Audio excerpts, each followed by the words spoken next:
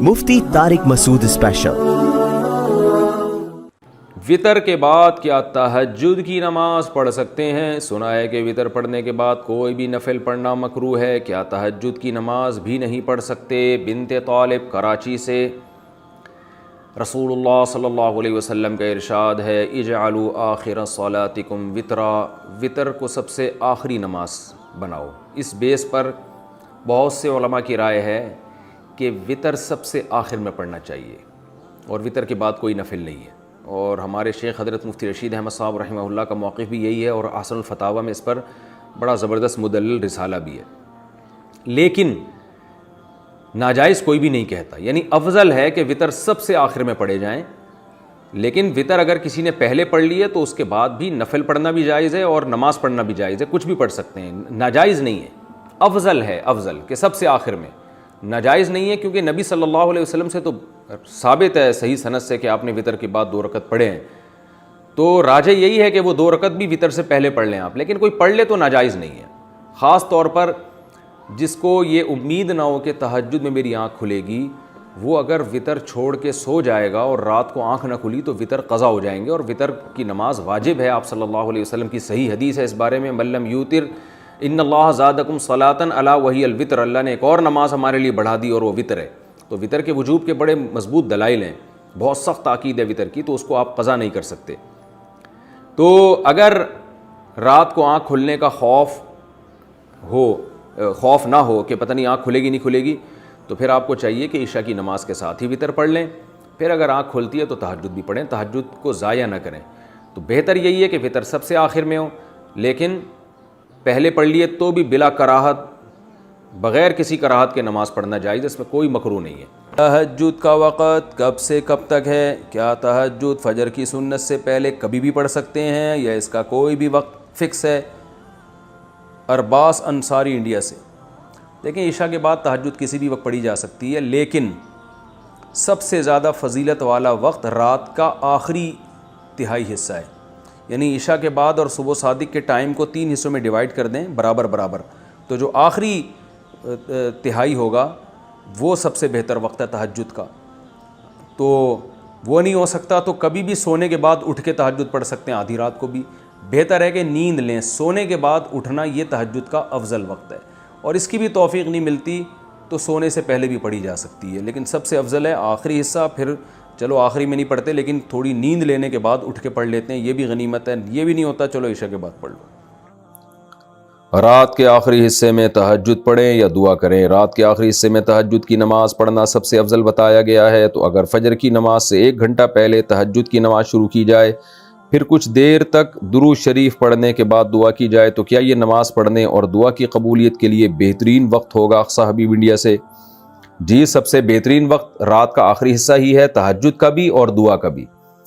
تہجد کا تو ہے، قرآن میں جگہ جگہ ثابت ہے، نبی صلی اللہ علیہ وسلم کا اپنا معمول بھی ہے کہ عام طور پر آپ رات کے آخری حصے میں نماز پڑھتے تھے، اور دعا کے لیے بھی حدیث میں آتا ہے کہ اللہ تعالیٰ رات کے آخری حصے میں آسمان دنیا کی طرف آ کے صدائیں لگاتے ہیں، حل من مستغفر اغفر لہ، کوئی ہے مجھ سے گناہوں سے توبہ کرنے والا، میں اس کے گناہوں کو معاف کروں، حل من مسترزق ارزق لہ، کوئی ہے روزی طلب کرنے والا کہ میں اس کو روزی دوں۔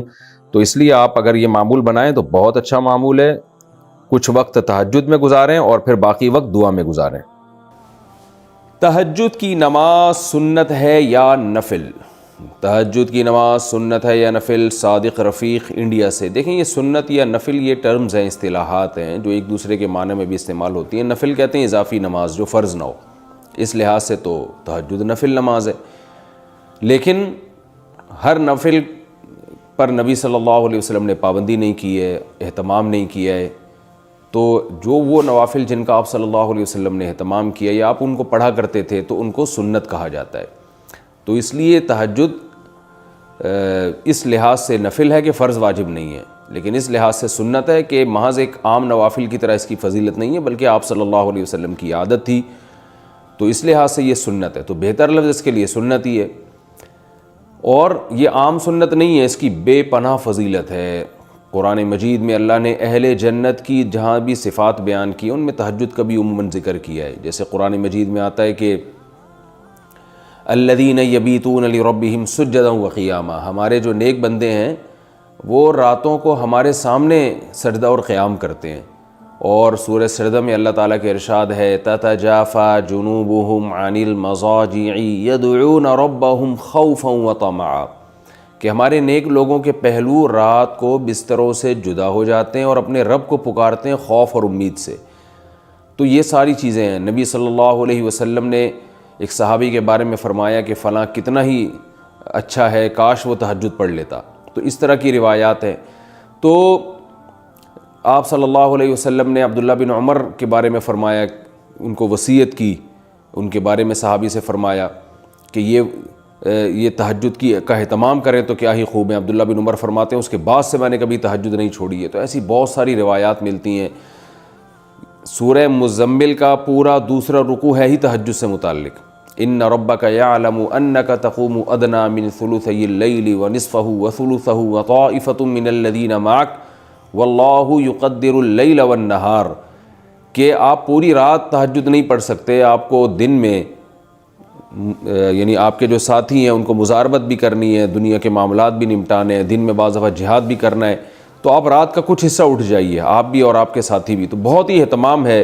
اور فقرؤوا ما تیسر منہ، اور اس میں جتنی تلاوت ممکن ہو آپ اللہ کے سامنے کھڑے ہوں اور قرآن کی تلاوت کیجیے. تو یہ اتنی ساری احادیث، اتنی ساری روایات سے علماء کہتے ہیں کہ بہت زیادہ محرومی کا باعث ہے یہ عمل کہ ایک آدمی تہجد نہ پڑھتا ہو. اور آپ صلی اللہ علیہ وسلم نے فرمایا کہ رات کے آخری حصے میں اللہ تعالیٰ آسمان دنیا کی طرف آتے ہیں اور یہ ندا لگاتے ہیں حل من مسترزق ارزق له حل من مستغفر اغفر له، کوئی ہے مجھ سے روزی مانگنے والا میں اس کو روزی دوں، کوئی ہے مجھ سے گناہوں کی معافی مانگنے والا میں اس کو معاف کروں. تو اس لیے رات کو جلدی سونا چاہیے. اور تہجد میں رات کے آخری حصے میں جو تہجد کا ٹائم ہے، جو سب سے اچھا ٹائم ہے، ویسے تو کسی بھی وقت رات کو پڑھی جا سکتی ہے، لیکن سب سے افضل ٹائم ہے کہ آپ سوئیں اور سونے کے بعد رات کے آخری حصے میں اٹھیں اور اس وقت راز و نیاز کریں، اللہ کے سامنے دعائیں مانگیں. بہت زیادہ اس وقت دعائیں قبول ہوتی ہیں اور نماز کا بہت ثواب ہوتا ہے. ان قرآن الفجر کان مشہودا. تہجد کے بعد کچھ دیر سونا کیا سنت ہے؟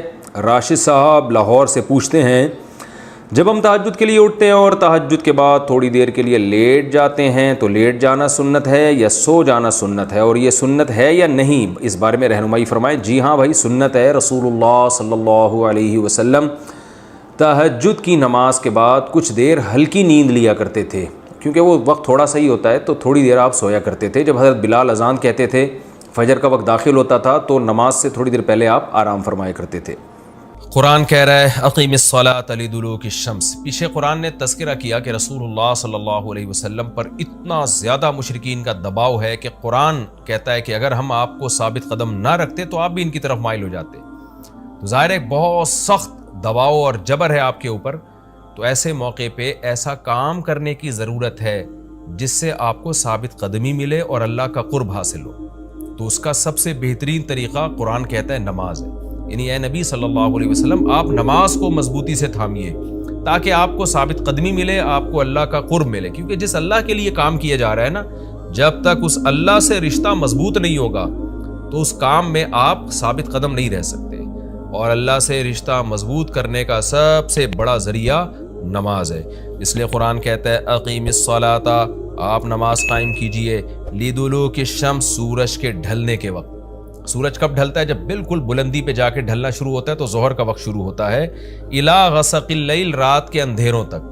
یعنی اس میں 4 نمازیں آ گئیں. سورج جب ڈھلتا ہے نا، بالکل بلندی پر ہوتا ہے، تھوڑا سا ڈھلتا ہے ظہر کا وقت، مزید ڈھلان پیدا ہوتی ہے عصر کا وقت، مزید ڈھلتا ہے مغرب کا وقت، اور پھر الی غسق اللیل سورج تو غائب ہو جاتا ہے مغرب کے بعد، پھر رات کے اندھیرے میں یعنی عشاء کا وقت. وقرآن الفجر، اور فجر کے وقت میں، فجر کی تلاوت کے وقت میں. تو قرآن میں اشارہ کر دیا کہ اصل تلاوت کا وقت ہے ہی فجر کا. آج بعض اماموں کو ہم نے دیکھا فجر میں بڑی مختصر تلاوت کرتے ہیں، یہ بالکل غلط ہے. سنت ہے فجر میں طوال مفصل، یعنی سورہ حجرات سے لے کے سورہ بروج تک کی جو لمبی لمبی صورتیں ان کو تلاوت کیا جائے. تو فجر کے قرآن کے وقت بھی آپ نماز قائم کیجئے. ان قرآن الفجر، بے شک فجر کا جو قرآن ہے، فجر میں جو تلاوت ہے، کان مشہودا، اس میں حاضر ہوتے ہیں. کون حاضر ہوتے ہیں؟ حدیث سے پتہ چلتا ہے فرشتے. فجر کا وقت اتنا مبارک وقت ہے جب اس میں امام صاحب قرات کرتے ہیں اور لوگ ہاتھ باندھ کے پیچھے امام کی قراءت سنتے ہیں، ایک خاص سکینت نازل ہوتی ہے اللہ کی طرف سے، اور فرشتے بھی اس تلاوت میں نازل ہوتے ہیں۔ صحیح احادیث سے یہ بات ثابت ہے کہ فرشتے جو تبدیل ہوتے ہیں نا ان کے آنے جانے کا وقت، اور فجر اور عصر میں ہے وہ جو فجر میں فرشتے آتے ہیں انسان کی حفاظت کے لیے، لہو معقبات من بین یدیہ ومن خلفہ یحفظونہ من امر اللہ۔ بہت ساری مخلوق اس کائنات میں ایسی ہے جہاں تک سائنس نہیں پہنچی، اور ہو سکتا ہے قیامت تک پہنچ ہی نہ سکے، وہ انسان کی عقل سے بالاتر ہے وہ مخلوق، اور یہ بھی ممکن ہے پہنچ جائے سائنس ترقی کر کے۔ وہ مخلوق انسان کو نقصان پہنچانے کی کوشش کرتی ہے، تو اس مخلوق سے بچانے کے لیے جن میں جنات ہیں سر فہرست، ان سے بچانے کے لیے اللہ نے فرشتوں کا انتظام کیا ہے۔ تو حدیث میں آتا ہے صبح و شام، قرآن سے بھی یہ بات ثابت ہے، صبح و شام فرشتوں کی باریاں چینج ہوتی ہیں اور وہ ہماری حفاظت کے لیے اللہ کی طرف سے متعین ہوتے ہیں۔ تو ان کی جو حاضری ہے ان فرشتوں کی وہ فجر کے وقت میں ہوتی ہے، اور یہ بھی حدیث سے ثابت ہے کہ بہت سے فرشتے صرف تلاوت سننے کے لیے زمین پہ اترتے ہیں۔ تہجد کے بارے میں حدیث میں آتا ہے کہ جب کوئی شخص تہجد میں قرآن کی تلاوت کرتا ہے تو فرشتے آنا شروع ہوتے ہیں اور اس کے جو ہے نا لبوں پہ اپنے منہ کو رکھ لیتے ہیں اس کی تلاوت کو چکھنے کے لیے۔ اتنا فرشتوں کو لطف محسوس ہوتا ہے تہجد کی تلاوت میں، اور پھر وہ تانتا بناتے بناتے جو ہے نا ایک دوسرے پہ سوار ہوتے ہوتے آسمان کی بلندیوں تک پہنچ جاتے ہیں۔ تو فجر کی نماز میں بھی یہ فضیلت ہے۔ تو آگے اللہ فرماتے ہیں کہ اللہ نے فجر کی نماز کی فضیلت کو بیان کیا، آگے اللہ فرماتے ہیں وَمِنَ اللَّيْلِ، یہ تو 5 نمازیں ہو گئیں، یہ تو ساری امت پہ فرض ہیں، لیکن رات کے کچھ حصے میں فَتَہَجَّدْ بِهِ کا مطلب اس حصے میں آپ نے تہجد پڑھنی ہے، نافلۃ لک، اے محمد صلی اللہ علیہ وسلم، یہ آپ کے لیے اضافہ ہے۔ کیا مطلب؟ یا تو نبی صلی اللہ علیہ وسلم پہ 6 نمازیں فرض تھیں، یعنی 5 فرض کے علاوہ تہجد بھی فرض تھی، تو اس لیے قرآن نے کہہ دیا کہ امت پہ تو 5 فرض ہیں نافلۃ لک، لیکن یہ تہجد آپ کے لیے اضافی ہے، یعنی آپ پر 6 نمازیں فرض ہیں۔ ایک مطلب تو یہ بھی ہو سکتا ہے، اور جو علماء اس کے قائل ہیں کہ نہیں نبی پر تہجد فرض نہیں تھی، تو ان کے نزدیک اس آیت کی تفسیر یہ ہوگی کہ یہ آپ کے لیے ایک اضافہ ہے اللہ کے قرب حاصل کرنے کا، یعنی 5 نمازیں تو پڑھنی ہی پڑھنی ہے، لیکن آپ اللہ کے قرب کے لیے ایک اضافی چیز بھی آپ کو دی جا رہی ہے تاکہ آپ کے درجات اور زیادہ بلند ہو۔ تو ایسی صورت میں یہ صرف نبی کے ساتھ خاص نہیں ہے، کیونکہ خطاب نبی سے چل رہا ہے اس لیے اللہ نے کہہ دیا آپ کے لیے اضافہ، ورنہ حقیقت میں پوری امت کے لیے یہ اضافہ ہے۔ آگے اللہ فرماتے ہیں عَسَىٰ أَن يَبْعَثَكَ رَبُّكَ، امید ہے کہ آپ کو آپ کا رب پہنچا دے مقام محمود تک۔ یہ مقام محمود کیا ہے؟ شفاعت کبریٰ، یعنی تمام پیغمبر نبی کے پاس آئیں گے کہ آپ سفارش سے آغاز کریں، یعنی سفارش کا آغاز آپ سے ہوگا، پھر آپ صلی اللہ علیہ وسلم سفارش کریں گے۔ تو یہ ایک سب سے اونچا مقام ہے جو اللہ قیامت کے دن رسول اللہ صلی اللہ علیہ وسلم کو دے گا، اور جس سے آپ کی تمام پیغمبروں پر فضیلت ثابت ہو جائے گی کہ جب تک آپ کی طرف سے شفاعت کی ابتدا نہیں ہوگی کوئی اور پیغمبر سفارش نہیں کریں گے۔ تو اللہ نبی صلی اللہ علیہ وسلم کو تسلیاں دے رہا ہے کہ یہ مشرکین کا جو آپ کے اوپر بے پناہ دباؤ ہے، جبر ہے، آپ اس میں تسلی رکھیے، آپ نماز قائم کریں اور تہجد کی پابندی کریں، اللہ نے آپ کو بہت بڑا آگے چل کے مقام دینا ہے۔ تو چونکہ نبی صلی اللہ علیہ وسلم بھی بشر تھے نا، مشرکین کے دباؤ کی وجہ سے آپ بھی ایک پریشانی میں آتے تھے، تو اس لیے اللہ آپ کو ثابت قدم رکھنے کے لیے آپ صلی اللہ علیہ وسلم کو یہ خوشخبریاں سنا رہا ہے کہ آپ نے اپنا اس عمل کو فوکس کرنا ہے، نماز اور تہجد کو، تاکہ آپ کا اللہ سے قرب رہے، اور اللہ آپ کو خوشخبری دے رہا ہے کہ امید ہے آپ کا رب آپ کو بہت بڑے مقام تک پہنچا دے۔ رہا مسئلہ مشرکین کی دھمکیوں کا کہ یہ پوری کوشش کر رہے ہیں کہ آپ کو مکہ سے نکال دیں، تو ہم نے تو بتا دیا کہ یہ خود بھی نہیں پنپ پائیں گے، لیکن آپ نے اللہ سے کیا دعا مانگنی ہے؟ وَقُلْ رَبِّ، کہہ دیجئے اے میرے رب، ادخلنی مدخل صدق، مجھے مکہ میں داخل کیجئے مرغوب داخلہ، اچھا داخلہ، اور مجھے مکہ سے نکالیے بھی اچھے طریقے سے، یعنی اچھا نکلنا ہو میرا، ایسا نکلنا جس کے نتائج اچھے ہوں۔ اس میں اشارہ ہے کہ آپ صلی اللہ علیہ وسلم کو مکہ سے نکالنے پر مجبور کیا جائے گا، اور ایک وقت آئے گا کہ آپ مکہ سے نکلیں گے۔ تو اللہ اپنے حبیب صلی اللہ علیہ وسلم کو پہلے سے دعا سکھا رہے ہیں کہ آپ اللہ سے دعا مانگیں، اللہ جب میں نکلوں تو میرا داخلہ بھی اچھے طریقے سے ہو اور میرا نکلنا بھی اچھے طریقے سے ہو، یعنی پسندیدہ نکلنا ہو۔ سوال پیدا ہوتا ہے نکلنے کا عمل تو پہلے ہے اور مکہ میں داخلے کا عمل بعد میں، تو نکلنے کا تذکرہ پہلے ہونا چاہیے کہ اللہ مکہ سے مجھے اچھی طریقے سے نکال، اور مکہ میں مجھے داخل بھی اچھے طریقے سے کرنا۔ تو داخلے کا تذکرہ پہلے کیوں؟ تو اس میں بلاغت کا ایک نقطہ ہے کہ پیغمبر کا بنیادی مقصد وہ ہدف ہے جو پیغمبر دنیا میں لے کے آئے ہیں، تو اس کی آغاز تو مکہ سے کرنا ہے جس میں آپ کو بھیجا گیا، جو ابراہیم علیہ السلام کا شہر ہے، جہاں بیت اللہ ہے، اسلام کا مرکز تو اس جگہ سے بننا ہے. تو اس جگہ سے اگر نکالنا ہی مقصد ہے تو یہ جگہ تو رہ گئی نا پھر جو ابراہیم علیہ السلام کا مرکز اور ابراہیم علیہ السلام کی دعائیں تھیں. تو اس لیے اصل مقصد تو یہ کہ مکہ میں داخل میں اچھے طریقے سے ہوں، جو پیغمبر کا مقصد تھا دنیا میں آنے کا. مکہ فتح کر کے داخل ہوں، یہاں مجھے غلبہ ملے، اور یہاں میرا جب داخلہ ہو تو ایسا داخلہ جس کو میں پسند کروں. یہ جو ابھی میں مکہ میں کہیں سفر سے جا کے واپس آتا ہوں، یہ داخلہ وہ داخلہ نہیں ہے جو میں چاہتا ہوں. تو چونکہ مکہ سے نکلنا مقصد نہیں ہے، نکالا اس لیے جا رہا ہے تاکہ داخلہ ایک طاقت کے ساتھ ہو اور اچھے طریقے سے داخلہ ہو، اس لیے اس داخلے کا تذکرہ پہلے کیا جا رہا ہے. ہاں وہ داخلہ اس وقت تک ممکن نہیں ہے جب تک مکہ سے ایک دفعہ آپ کا خروج نہ ہو، تاکہ مدینہ میں ریاست بنے اور آپ 10,000 کا لشکر لے کر فاتحانہ انداز سے مکہ میں داخل ہوں، اور جس مقصد کے لیے اللہ نے آپ کو بھیجا تھا وہ مقصد پورا ہو. تو وہ مقصد نکلے بغیر پورا ہو نہیں سکتا، اس لیے نکلنے کا تذکرہ کر دیا. ورنہ اصل مقصد تو یہ ہے کہ اللہ میں مکہ سے نکلنا نہیں چاہتا، میں مکہ میں داخلہ چاہتا ہوں. داخلہ ایسا ہونا چاہیے مدخل صدقین، سچا مرغوب داخلہ ہونا چاہیے. چنانچہ اللہ نے آپ کی دعا قبول کی، اور جب نبی مکہ میں داخل ہوئے نکلنے کے بعد تو کیسا بہترین آپ نے کا داخلہ ہوا کہ 10,000 کا لشکر لے کر آپ گئے، اور مشرکین مکہ آپ سے معافی کی بھیک مانگ رہے تھے. تو یہ مکی آیتیں اس وقت تو ظلم کے پہاڑ توڑے جا رہے تھے، لیکن پیغمبر سے اس طرح کی دعائیں کروائی جا رہی تھیں. وَأَخْرِجْنِي مُخْرَجَ صِدْقٍ، اور اللہ مرغوب نکلنا ہو، یعنی جب میں نکلوں تو بھی میرا اچھا ٹھکانہ ہو. چنانچہ آپ کا نکلنا بھی بڑا اچھا ہوا کہ پورا مدینہ آپ کے استقبال میں کھڑا ہوا تھا. اور طلع البدر علینا من ثنیۃ الوداع، یہ جو ترانے ہیں یہ مدینہ کی بچیاں آپ کے استقبال میں پڑھ رہی تھی. تو آپ کا نکلنا بھی اچھا ہوا، یعنی مدینہ میں داخلہ جو مکہ سے نکل کے، اور پھر جو مکہ میں آنا وہ تو اس سے بھی زیادہ عزت اور شان کے ساتھ ہوا. وَاجْعَلْ لِي مِن لَّدُنْكَ سُلْطَانًا نَصِيرًا، اور اللہ تو بنا دے میرے لیے اپنے پاس سے زبردست طاقت جس میں میری مدد ہو، غلبہ دے دے مجھے مشرکین پر. یہ بھی مستقبل کی دعا ہے جو ان حالات میں نبی سے منگوائی جا رہی ہے، اور اللہ نے آپ کی ساری دعاؤں کو قبول کیا.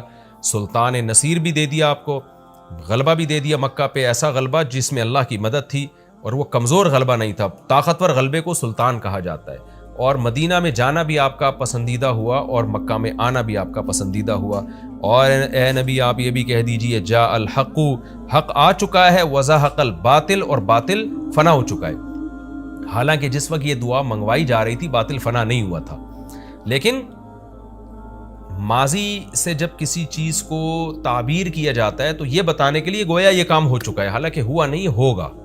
لیکن نبی کی زبان سے نکلوایا جا رہا ہے کہ آپ مشرکین میں اعلان کر دیں کہ بس یہ کام ہو چکا ہے، حق آ گیا، باطل ختم.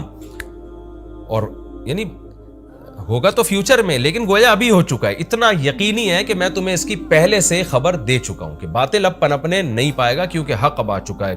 ان الباطل کان زہوقا، اور باطل تو ہے ہی فنا ہونے والی چیز.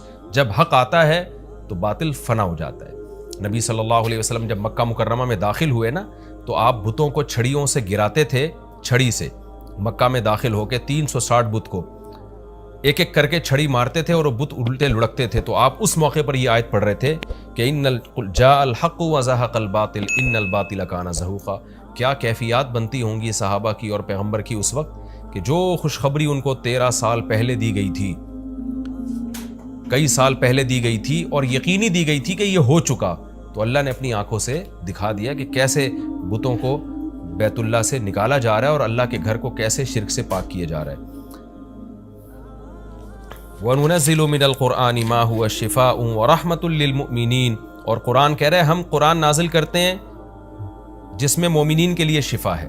یعنی اے نبی آپ کی تسلی کے لیے اور بھی ہم بتائیں آپ کو کہ ہم یہ جو آیتیں نازل کر رہے ہیں نا، اس میں مومنین کو بھی شفا مل رہی ہے، ان کی اصلاح ہو رہی ہے شرک سے اور برے عقیدوں سے، اور مسلمانوں کے لیے یہ رحمت ہے، ان کو تسلیاں بھی مل رہی ہیں. وَلَا يَزِيدُ الظَّالِمِينَ إِلَّا خَسَارًا، اور ظالمین کے خسارے میں اضافہ ہو رہا ہے، کیونکہ ظالمین اس پر عمل نہیں کر رہے، حجت تمام ہو رہی ہے. وَإِذَا أَنْعَمْنَا عَلَى الْإِنسَانِ أَعْرَضَ وَنَأَىٰ بِجَانِبِهِ، قرآن کہتے ہیں ہم جب انسان پر احسان کرتے ہیں تو وہ اعراض کرتا ہے اور اپنے پہلو کو ہٹا دیتا ہے. نعمت ملنے کے بعد بجائے اللہ کے قریب ہونے کے اللہ سے دور ہوتا ہے. وَإِذَا مَسَّهُ الشَّرُّ، اور جب انسان کو کوئی مصیبت پہنچتی ہے، كَانَ يَئُوسًا، تو مایوس ہونے لگتا ہے. یعنی انسان کے بارے میں شکایت کی جا رہی ہے کہ اس کا اللہ پر ایمان نہیں ہے. پیغمبر کا مقصد ہے اللہ سے جوڑنا. تو یہ جو مشرکین ہیں جو اللہ کو نہیں مانتے، یہ خوشیوں میں بھی اللہ کو بھولتے ہیں اور غم میں بھی اللہ کو بھولتے ہیں. اسباب کو دیکھتے ہیں. لہٰذا جب اسباب کو آپ دیکھتے ہو اور پریشانی آتی ہے تو اسباب بتا رہے ہوتے ہیں پریشانی دور نہیں ہو سکتی، تو مایوس ہونے لگتے ہیں، ڈپریشن میں جاتے ہیں. اور جب خوشی آتی ہے تو اپنا کمال سمجھتے ہیں، لہذا اترانے لگتے ہیں اور خدا سے دور ہو جاتے ہیں. تو اے نبی ان سے کہہ دیجئے کلو یعمل علی شاکلتی، ہر شخص اپنی نیچر کے مطابق عمل کر رہا ہے. اچھے لوگ کیا کرتے ہیں کہ جب انہیں خوشی ملتی ہے تو شکر ادا کرتے ہیں، اور غم آتا ہے تو مایوس نہیں ہوتے. ان کو پتہ ہے غم اللہ دور کر سکتا ہے. فَرَبُّكُمْ أَعْلَمُ، تمہارا رب خوب جانتا ہے بِمَنْ هُوَ أَهْدَىٰ سَبِيلًا، کون ان دونوں فریقوں میں سیدھے راستے پر چل رہا ہے. جو غموں میں مایوس ہو اور خوشیوں میں اترانے لگے، خدا سے دور ہو جائے، وہ گمراہی والے راستے پر ہے. اور جو خوشیوں میں اللہ کے قریب آئے، شکر ادا کرے، اور غموں میں بھی اللہ کے قریب آئے کہ غم کو اللہ ہی دور کر سکتا ہے، مایوس نہ ہو، یہ سیدھے راستے پر ہے. اللہ خوب جانتا ہے کون سیدھے راستے پر ہے. یعنی اس میں اللہ نے اشارہ دے دیا کہ یہ لوگ سیدھے راستے پر ہے، تو ہمیں ایسا بننا چاہیے.